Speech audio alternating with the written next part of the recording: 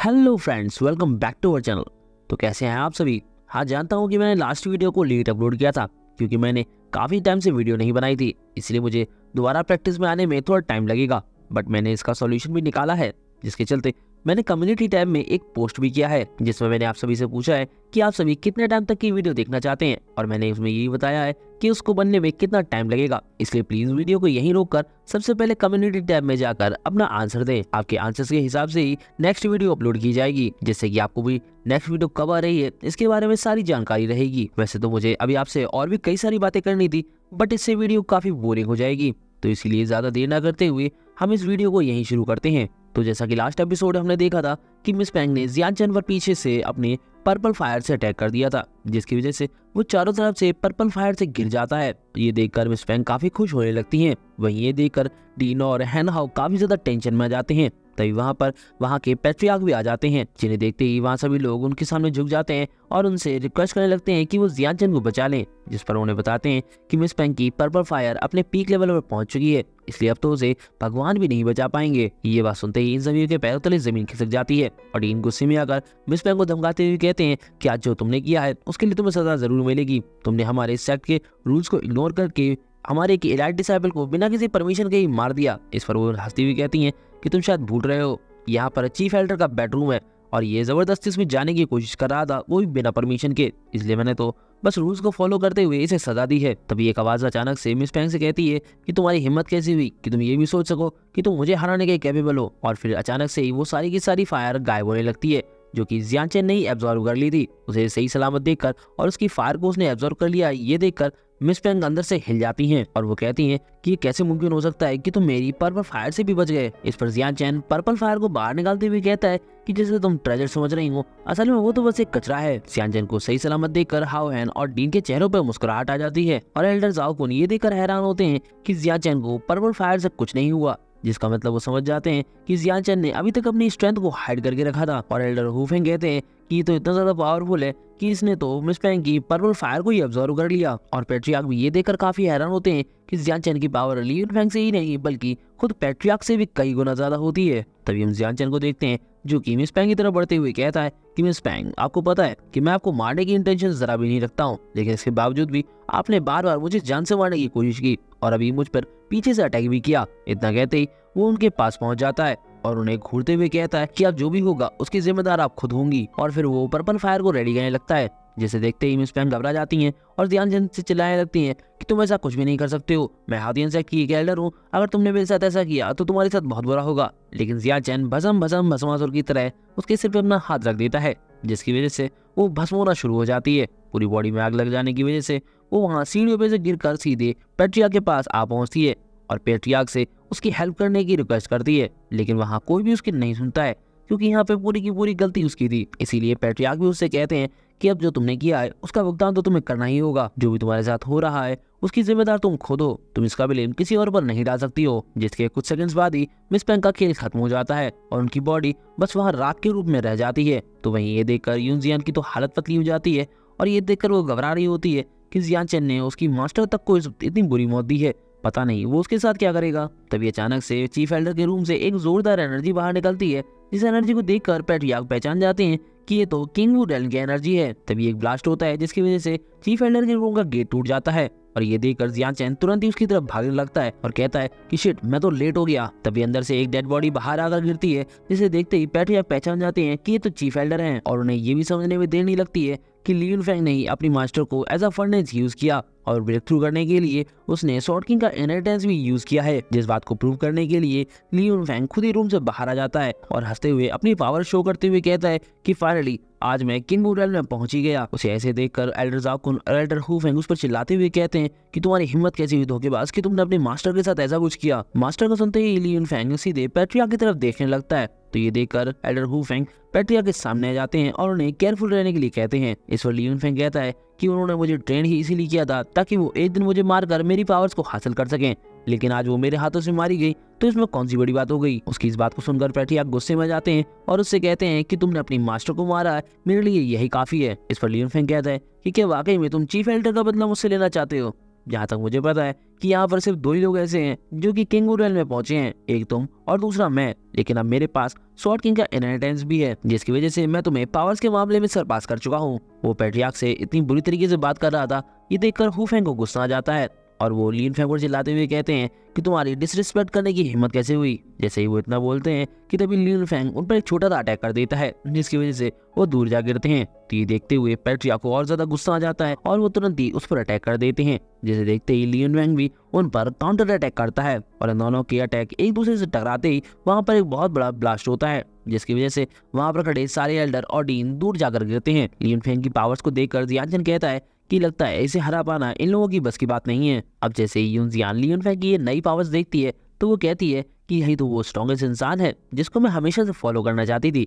वाकई ये बहुत बड़ी दल बदलू है, इसकी मास्टर अभी भी मरी है और ये फटाक से दल बदल रही है, देख रहे हो। वहीं अभी भी इन दोनों की फाइट लगातार चल रही होती है, जिसमें लिन फेंग स्वॉर्ड किंग सील का यूज करता है और पैट्रियार्क बुद्धा पाम का यूज करते हैं। लेकिन लिन फेंग का अटैक सीधे जाकर पैट्रियार्क को लग जाता है, जिसकी वजह से वो इंजर्ड होकर दूर जा गिरते हैं। तो ये देखते ही ये दोनों एल्डर तुरंत ही पैट्रियार्क के पास आ जाते हैं और उन्हें उठाने लगते हैं कि तभी लिन फेंग तुरंत ही अपने आप को हाउदियन सेट का लीडर अनाउंस कर देता है और कहता है कि जहाँ तक मुझे पता है किसी को भी इससे प्रॉब्लम नहीं होगी। लेकिन उसके इस डायलॉग पर पानी फेरते हुए जाओ कौन और हू फेंग उसकी बेइज्जती करने लगते हैं और कहते हैं कि तुम तो एक ट्रेटर हो, आखिर तुम्हें अपना लीडर यहाँ कौन मानेगा, सभी को पता है कि तुम कैसे हो। लेकिन इन दोनों को उल्टा जवाब देने के लिए हमारी मेंढकी यूनजियान वहाँ आ जाती है और वो इन सभी को गलत बताते हुए सीधे लिन फेंग के सामने झुक जाती है और उसके ऑर्डर्स फॉलो करने के लिए उसकी डिसाइबल बनने वो रेडी हो जाती है।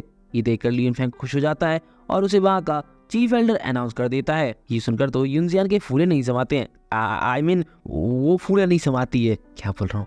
लिन फेंग के इस ऑर्डर को सुनकर हैन हाओ यूनजियान को चीफ एल्डर मानने से इनकार कर देते हैं, जिस पर डीन उन्हें समझाते हैं कि उनके पास अभी कोई चारा भी नहीं है। तभी लिन फेंग इन सभी के आगे 2 चॉइस रखते हुए कहता है कि या तो मेरे सामने घुटने टेको या मरो। इस पर पैट्रियार्क सभी की जान बचाने के लिए लिन फेंग से कहते हैं कि तुम इन सभी को जाने दो, मैं तुम्हें हाउदियन सेट की लीडरशिप देने के लिए तैयार हूँ। इतना सुनते ही लिन फेंग की हंसी छूट जाती है और वो हंसते हुए कहता है कि बूढ़े इंसान तुम्हें क्या लगता है कि तुम मेरे साथ डील करने की सिचुएशन में भी हो। और फिर वो उनसे लास्ट टाइम पूछता है कि मेरे सामने झुकोगे या मरोगे। उसकी इस बकवास को सुनकर अब जियानचन भी बोर हो जाता है, इसीलिए वो गला साफ करते हुए कहता है कि लिन फेंग शायद तुम मेरे बारे में भूल गए हो, अभी तुम्हें मुझसे भी डील करना है। इस पर लिन फेंग घूरकर उसकी तरफ देखता है और फिर मुस्कुराते हुए कहता है लिंग जियानचन, तुम्हें क्या लगता है कि तुम मेरे सामने टिक पाओगे? तुम मेरे इतने पावरफुल नहीं हो। अब अगर मैं तुम्हें चाहूँ तो एक पल में मसल सकता हूँ, लेकिन मैं तुम्हें मारूंगा नहीं। तुम चाहो तो मुझे चैलेंज करके देख सकते हो। इस पर जियानचन कहता है ओह, मुझे तो लगा था कि तुम हमेशा से अपने बाप की मौत का बदला मुझसे लेना चाहते हो, लेकिन एक बात बताओ, तुम्हारे पास तो अब चांस भी है, तो फिर तुम डर क्यों रहे हो? इस पर पैट्रियार्क जियानचन को सलाह देते हैं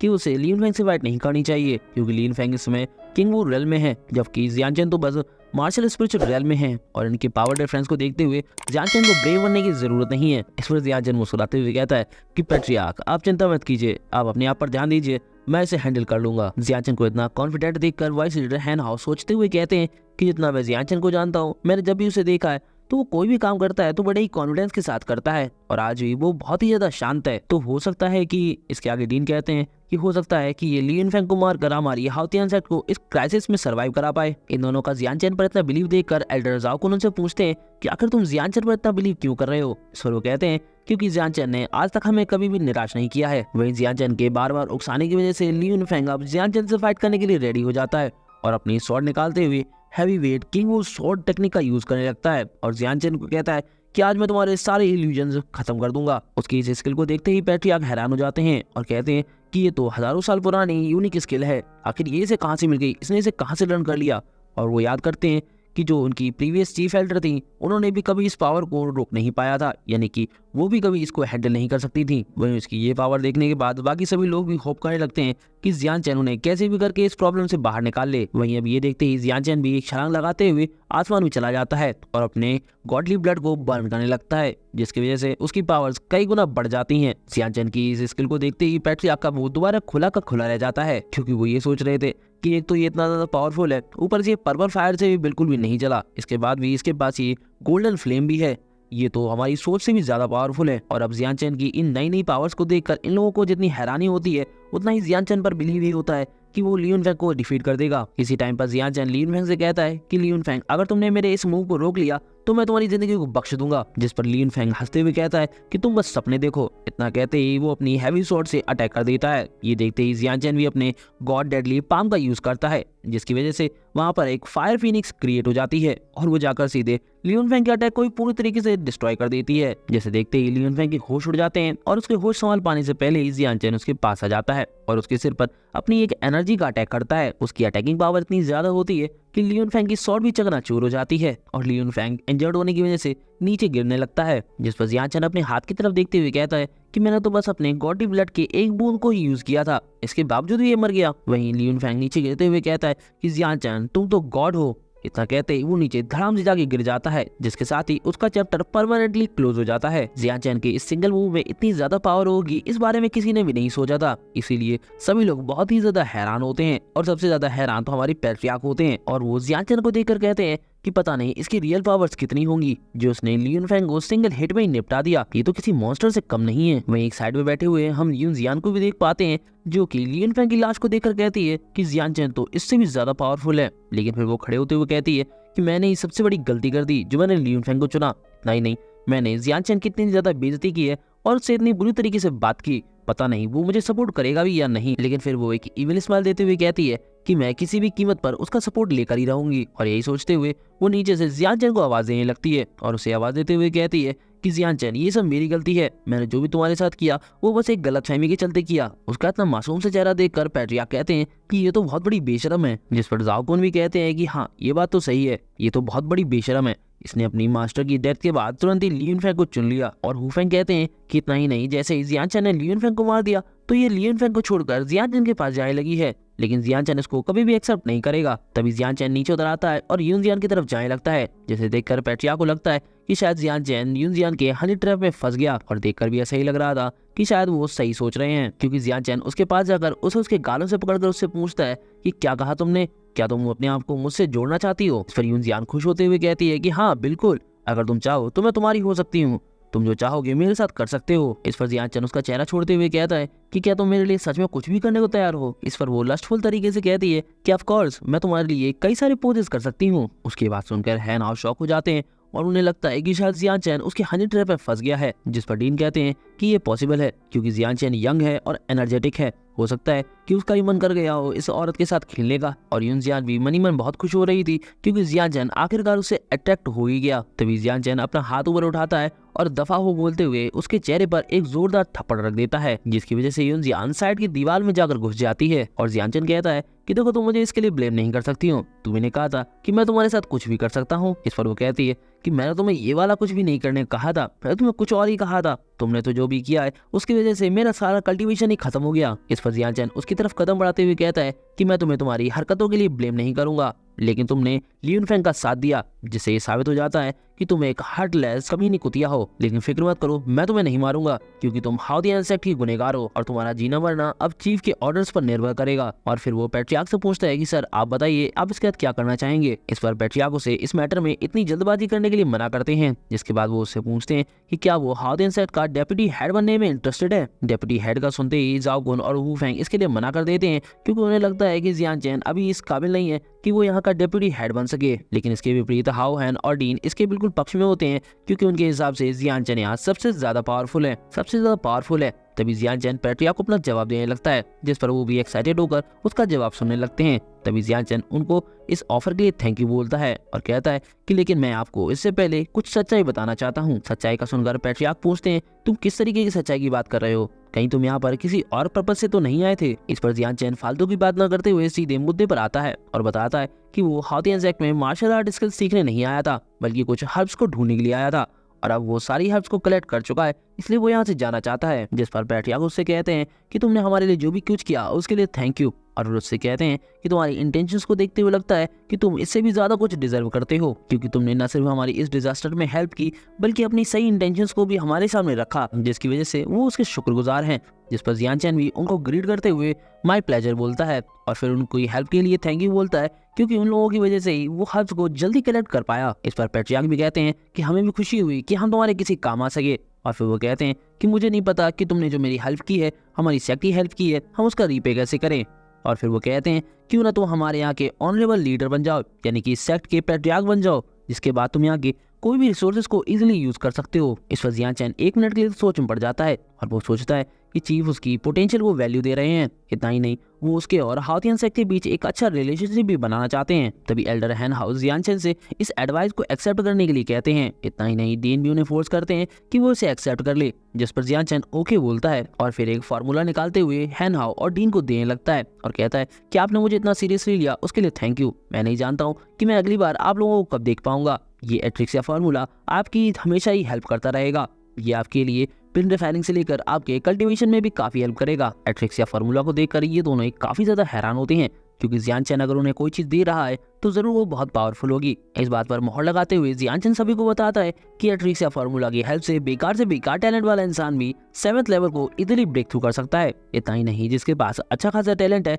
वो बिना किसी लिमिट्स के ही कल्टीवेट कर सकता है। और फिर वहां से जाते हुए इस फार्मूला को सीक्रेट रखने का कहता है, वरना इस फार्मूला की वजह से लोग इन पर अटैक भी कर सकते हैं। जिस पर अब हैन हाउ और डीन दोनों ही अपने घुटनों के बल आ जाते हैं और जियान चैन को इस सब के लिए थैंक यू करते हैं और कहते हैं कि आप बहुत ही ज्यादा काइंड हैं, हम आपको पता नहीं किस तरीके से रीपे करें। जिस पर वो जाते जाते कहता है कि तुम लोग बस डार्क 11 और शितुगोंगसेन का अच्छे से ख्याल रखना। जिसके बाद वो वहां से चला जाता है। उसके जाते ही एल्डर जाओ कुन अपना मुंह से कुड़ते हुए कहते हैं कि अगर उस दिन ये लड़का मेरा डिसेबल बन गया होता तो आज एट्रिक्सिया फार्मूला मेरे हाथों में होता। तभी हम पेट्रिया को देखते हैं, जिनसे एल्डर हुफेंग कहते हैं कि आपने जियान चैन पर थोड़ा और दबाव क्यों नहीं डाला। अगर वो यहाँ रुक जाता तो हम पहले के मुकाबले कई सौ गुना ज्यादा ताकतवर हो जाते। इस पर पेट्रिया कहते हैं कि तुम्हें क्या लगता है, मैंने ऐसा कुछ नहीं सोचा था। मैंने भी सोचा था कि वो यहाँ रुक जाए, लेकिन उसके पास कई सारे ऐसे सीक्रेट्स हैं जो वो हमारे सामने रिवील नहीं करने वाला है। और वैसे भी उसने हमें ये एट्रिक्सिया फार्मूला दिया है, जिसकी हेल्प से हमारे पास कई सौ हजार जो पुअर टैलेंट वाले लोग हैं वो इजीली 7th लेवल को रीच कर जाएंगे, जिससे कि हमारा सेक्ट पहले से कई सौ हजार गुना ताकतवर हो जाएगा। और फिर वो आसमान की तरफ देखते हुए कहते हैं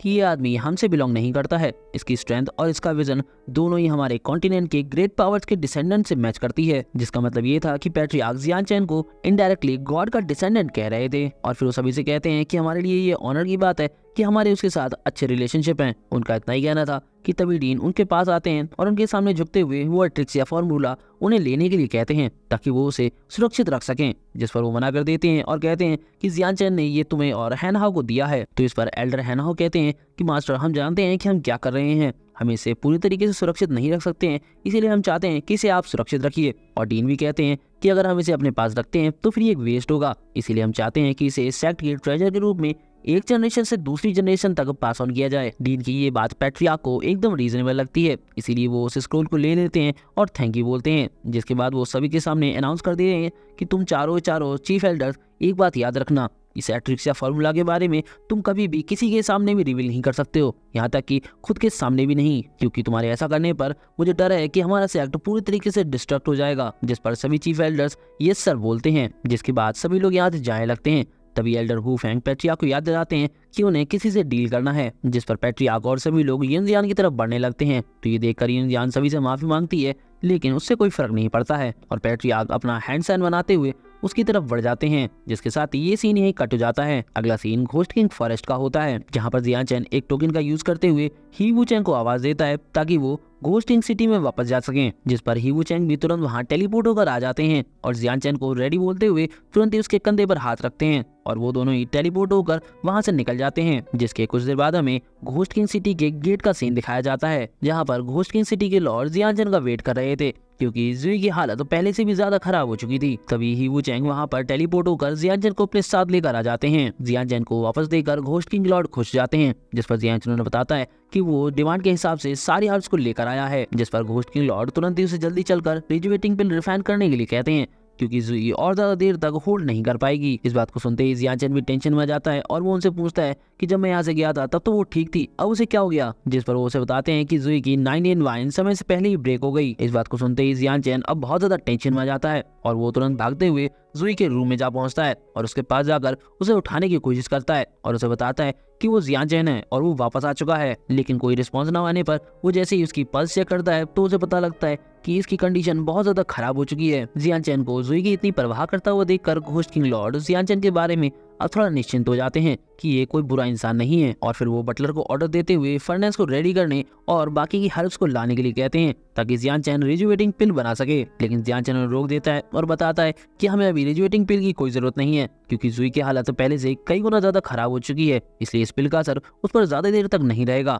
रिजुएटिंग पिल भी जुई पर अब कोई काम नहीं करेगी। ये बात जानकर घोस्ट किंग लॉर्ड के पैरों तले जमीन खिसक जाती है, लेकिन बटलर गुस्सा करते हुए जियान चेन से कहता है कि तुम्हारी हिम्मत कैसे हुई ऐसा कहने की? रिजुएटिंग पिल मरते हुए इंसान को भी जिंदा कर सकती है, तो फिर ये कैसे यूजफुल नहीं है? मुझे तो लगता है कि तुमने सभी रिक्वायर्ड मटेरियल्स को नहीं खोज पाया है, जिस वजह से तुम झूठ बोल रहे हो ताकि हम तुम पर इल्जाम न लगाएं। ये बात सुनते ही जियान चैन अपनी स्पेस रिंग में से सारे मटेरियल्स को निकालकर उनके सामने रख देता है और कहता है कि ये रहे जो भी मटेरियल्स थे जो तुमने मंगाए थे। इस पर बटलर कहते हैं कि अगर तुम्हारे पास सारे मटेरियल्स हैं तो इसका मतलब कि तुम्हें पिल बनानी नहीं आती है। इस पर अब जियान चैन अपनी फायर को अपीयर करते हुए कहता है कि अब क्योंकि तुमने ये सब कहा ही है तो चलो मैं तुम्हें कुछ दिखाता हूँ, अब ध्यान से देखना। जिसके बाद वो अपनी फायर को उन हर्ब्स के अंदर भेज देता है और वैनिटी पिल रिफाइनिंग मेथड का यूज करते हुए पिल को रिफाइन करने लगता है। इस मेथड को देखकर बटलर बहुत चक्कर रह जाता है, क्योंकि इस मेथड को हर कोई यूज नहीं कर सकता था, क्योंकि इसके अंदर पिल मेकर को किसी भी तरीके का फर्नेस की जरूरत नहीं पड़ती है। अब इसके कुछ देर बाद ही रिजुएटिंग पिल बनकर रेडी हो जाती है और जियान चैन उस पिल को सीधे लॉर्ड को देते हुए कहता है कि आप इसे चेक कीजिए, क्या ये सही है या नहीं। जिस पर घोस्ट किंग लॉर्ड भी चेक करते हुए बताते हैं कि ये हाई क्वालिटी रिजुएटिंग पिल है। घोस्ट किंग लॉर्ड के कंफर्मेशन के बाद जियान चैन बटलर से कहता है कि मैंने जुई को अपनी छोटी बहन की तरह माना है और मैं उसकी हेल्प तुम लोगों से किसी रिवॉर्ड के लालच में नहीं कर रहा था। अब ये सब सुनकर बटलर इतना ज्यादा गिल्टी हो जाते हैं कि वो अपने घुटनों पर आ जाते हैं और जियान चैन से उनकी गलतियों के लिए माफी मांगते हैं। जिसके साथ ही घोस्ट किंग लॉर्ड भी जियान चैन से उस पर शक करने के लिए माफी मांगते हैं। इस पर जियान चैन उन लोगों को खड़े हो जाने के लिए कहता है, क्योंकि वो उन लोगों की फीलिंग्स को अच्छे तरीके से समझ सकता है कि वो लोग जुई के लिए कितने ज्यादा प्रोटेक्टिव हैं। अब चूंकि पिल रेडी हो चुकी थी, इसीलिए जियान चैन उस पिल को जुई को खिलाने लगता है ताकि इसकी हेल्प से उसकी कंडीशन में कुछ तो सुधार आए। अब पिल को खिलाने के बाद घोस्ट किंग लॉर्ड जुई को आवाज देते हैं और कहते हैं कि बेटा क्या तुम मुझे सुन सकती हो? ये पापा है, क्या तुम मुझे सुन रही हो? लेकिन उसकी तरफ से कोई भी रिस्पॉन्स नहीं आता है। जिस पर अब वो निराश होते हुए कहते हैं कि जियान चैन ने पहले ही कहा था कि ये पिल किसी काम की नहीं है, लेकिन मैंने इससे काफी ज्यादा एक्सपेक्टेशंस लगा रखी थी। अब मैं समझ चुका हूँ कि हमारे पास कोई भी ऑप्शन नहीं बचा है, अब मुझे गिव अप कर देना चाहिए। और फिर वो गुस्सा होते हुए गॉड पर चिल्लाने लगते हैं कि तुम कैसे गॉड हो? मेरी बेटी ने अभी तक अपनी जिंदगी के 15 साल भी नहीं जी पाए और फिर भी तुम उसे अपने पास ले जाना चाहते हो। तुम्हारे अंदर दया है भी या नहीं? उनका गुस्सा इतना था कि बाहर बिजलियां कड़कने लगती हैं। तभी जियान चैन उनके पास आता है और उन्हें शांत हो जाने के लिए कहता है और फिर उन्हें बताता है कि उसके पास एक आइडिया तो है जिसकी वजह से जुई पूरी तरीके से ठीक हो जाएगी। इस पर ये दोनों तुरंत ही जियान चैन से पूछने लगते हैं कि आखिर वो कौन सा तरीका है जिसकी वजह से जुई ठीक हो सकती है। इस पर जियान चैन बताता है ये तरीका बहुत ही ज्यादा रिस्की और डेंजरस है, लेकिन कुछ ना करने से तो कुछ करना बेहतर है। लेकिन इस ट्रीटमेंट में सबसे बड़ी बात तो यही है कि हमें एक अर्थ लेवल फायर या फिर उससे भी ऊंची लेवल की फायर चाहिए होगी। तो क्या आप बता सकते हैं कि यहाँ ऐसा कौन सा प्लेस है जहाँ ऐसी कोई फायर मिल सकती है? इस पर घोस्ट किंग लॉर्ड बताते हैं कि घोस्ट फायर फॉरेस्ट में एक घोस्ट फायर केव है जिसके अंदर तुम्हें इस तरीके की फायर मिल सकती है जैसा कि तुम कह रहे हो। जिस पर जियान चैन इसके बारे में और ज्यादा बताने के लिए कहता है तो वो बताते हैं कि इसके अंदर इन्फर्नो लावा है जिसमें कई सारे पाथ बने हुए हैं और अगर तुम उस पर जाओगे तो तुम फायर से जल भी सकते हो, लेकिन अगर तुम श्योर हो तो तुम वहां जा सकते हो। जिस पर जियान चैन अपनी छाती पीटते हुए कहता है कि मैं जुई के लिए कुछ भी करने के लिए तैयार हूँ। ये देखकर घोस्ट किंग लॉर्ड जियान चैन के सामने सिर झुकाते हुए कहते हैं कि मुझे नहीं पता था कि तुम इतने बहादुर हो कि तुम मेरी बेटी के लिए इन्फर्नो लावा के अंदर भी चले जाओगे। पता नहीं मैं तुम्हारा कर्ज कैसे उतारूंगा। अब इसके बाद जियान चैन जुई के पास जाता है और उससे कहता है कि मैं तुम्हें अपनी गोदी में उठाने वाला हूँ। मैं होप करता हूँ कि तुम इसे गलत नहीं समझोगी। और फिर जुई को तुरंत ही अपनी गोदी में उठा लेता है, जिसके साथ ही वो घोस्ट किंग लॉर्ड से तुरंत ही यहाँ से चलने के लिए कहता है। जिस पर लॉर्ड भी तुरंत ही जियान चैन को वहां से ले जाने लगते हैं। तो उन्हें जाता हुआ देखकर बटलर भगवान से प्रार्थना करते हैं कि उनकी प्रिंसेस जल्द से जल्द ठीक हो जाएं। अब इसके करीब आधे घंटे बाद हमें दिखाया जाता है जहाँ पर घोस्ट किंग केव के अंदर ये लोग पहुंच जाते हैं, जिसे देखकर जियान चैन पूछता है कि क्या यही वो प्लेस है? जिस पर वो बताते हैं हाँ। और फिर वो सामने की तरफ इशारा करते हुए कहते हैं कि वहाँ पे वो जगह, वहाँ पे तुम्हें वो इन्फर्नो फायर मिल जाएगी, लेकिन इस लावा को पार करके तुम्हें वहाँ जाना होगा। जिस पर जियान चैन कहता है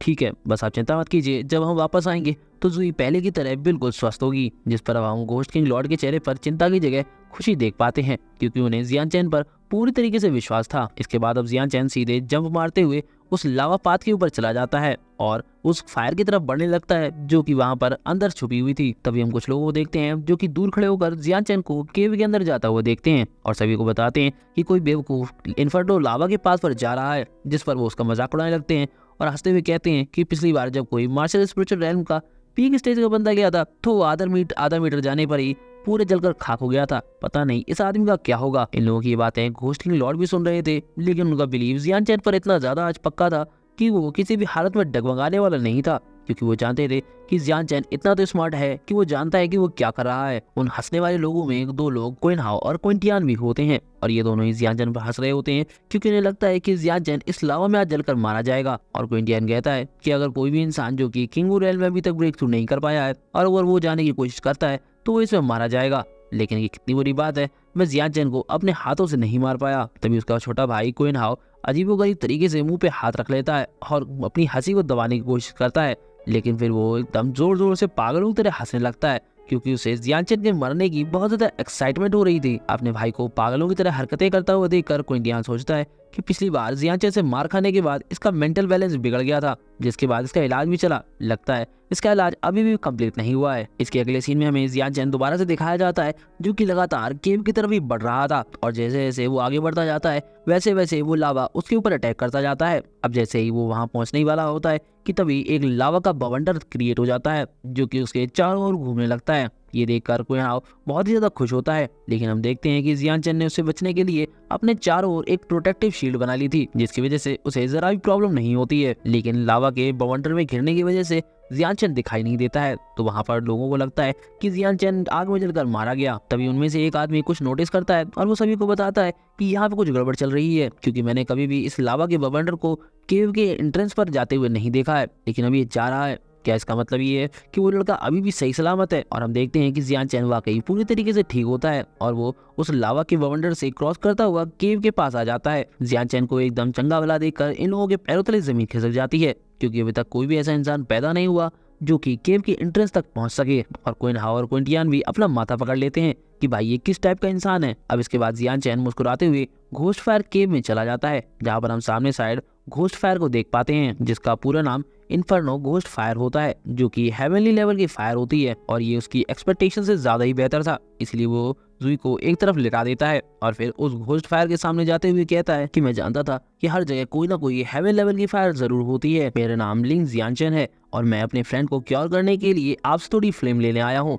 प्लीज आप मुझ पर उपकार कीजिए और मुझे अपनी थोड़ी सी फ्लेम दे दीजिए। जियानचैन के इतने तमीज से बात करने पर और इतने प्यार से मांगने पर भी वो घोस्ट फायर गुस्सा हो जाती है और कहती है कि तुम्हारी फ्रेंड की जिंदगी से मेरा क्या लेना देना, तुम मुझे एक अच्छे इंसान लग रहे हो इसलिए मैं तुम्हें जान से नहीं मारूंगा, अब चुपचाप यहाँ से जैसे आए हो वैसे ही निकल जाओ। इस पर जियानचैन कहता है कि अगर आप मुझे अपनी कुछ फ्लेम देंगे तो इसमें आपको दर्द नहीं होगा, फिर भी आपको अगर अनकंफर्टेबल लग रहा है तो आप बताइए कि आप मुझसे इसके बदले में क्या चाहते हैं। रिटर्न का सुनकर घोस्ट फायर जियानचैन के पास आ जाती है और कहती है कि अगर ऐसा ही है तो मुझे thunder system heaven level fire ला के दो जिसको खाने के बाद मैं तुम्हें अपनी कुछ फ्लेम दे सकता हूँ। इस पर जियानचैन उससे कहता है कि ये लगता है आप कुछ ज्यादा ही मांग रहे हैं, आप जानते हैं कि आप पहले ही हेवन लेवल पर हैं और आप उसी लेवल की एक थंडर सिस्टम लेवल की फायर को एब्जॉर्ब करना चाहते हैं, आप जानते हैं कि आप उसे डाइजेस्ट नहीं कर सकते हैं। इस पर वो घोस्ट फायर हंसते हुए कहती है कि तुम उसकी फिक्र मत करो, उसे खाना ना खाना वो मेरा काम है। तो जियानचैन कहता है कि अच्छा, तो अब मैं समझा कि आप कोई नेगोशिएशन नहीं करना चाहते हैं। तो इस पर वो गुस्सा हो जाता है और कहता है कि नेगोशिएशन,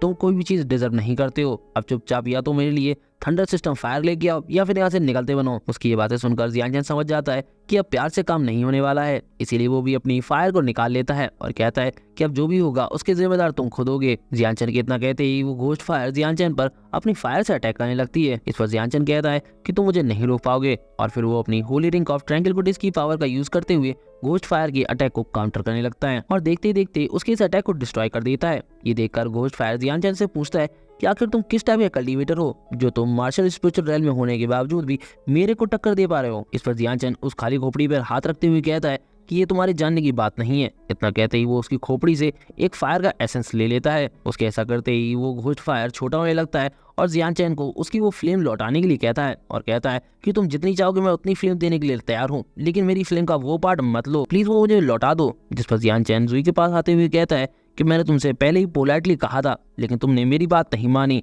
अब तुम इसके लिए रिग्रेट करो क्योंकि अब बहुत देर हो चुकी है। जिस पर वो कहता है कि माय फ्रेंड, मेरी बात ध्यान से सुनो, देखो अभी कोई लेट नहीं हुई है, तुम्हारे हाथ में इस समय जो फ्लेम है वो मेरी बॉडी का एसेंशियल पार्ट है, यानी कि ये कह सकते हो कि वो उसकी सोल है और ये बहुत ही ज्यादा पावरफुल है। अगर तुमने इस फ्लेम को इस लेडी पर यूज कर दिया तो मैं तुम्हें बता दे रहा हूँ कि ये लड़की इस चीज को नहीं सहन कर पाएगी, जिसके बाद इसकी बॉडी खुद ब खुद एक्सप्लोड हो जाएगी। इस पर जियानचैन कहता है कि मुझे पता है कि तुम सच बोल रहे हो, लेकिन इसका तुमसे कोई भी लेना देना नहीं है कि ये एब्जॉर्ब कर पाती है या नहीं। इतना कहते ही वो उस फ्लेम को जुई के अंदर डाल देता है, जिसके बाद ये एपिसोड यहीं खत्म हो जाता है। वीडियो पसंद आई हो तो लाइक शेयर और कमेंट करना ना भूले। Thanks for watching.